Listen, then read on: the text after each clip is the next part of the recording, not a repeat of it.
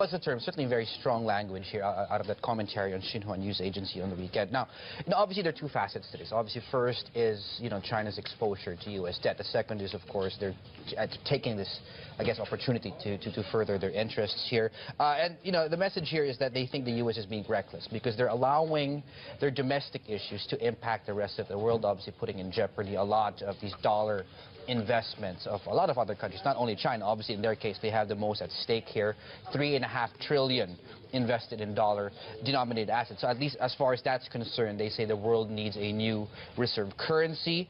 And they're saying that now, obviously, you're seeing a lot of debate at this point, that it's a good time for the world to sort of rethink and reconsider what the future should look like, and as you mentioned, how it can build a de-Americanized world. Now, obviously, currency is one part. It's not the only part. Another part is, we all know China wants to have at least more say in global affairs. So, for example, they're saying the U.S. has to respect more the sovereignty of other countries, not to meddle into the domestic issues of other countries.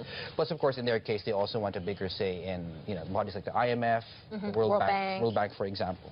Yeah, so maybe being opportunistic.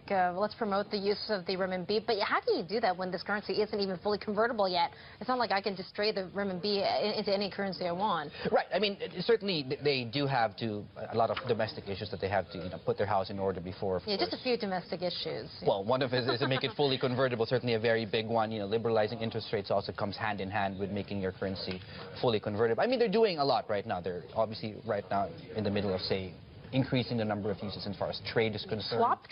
Swap deals with the use of the yuan. That was just announced last week with the ECB, which is a big deal. Yeah, it's a big deal. Obviously increases the supply of renminbi out there.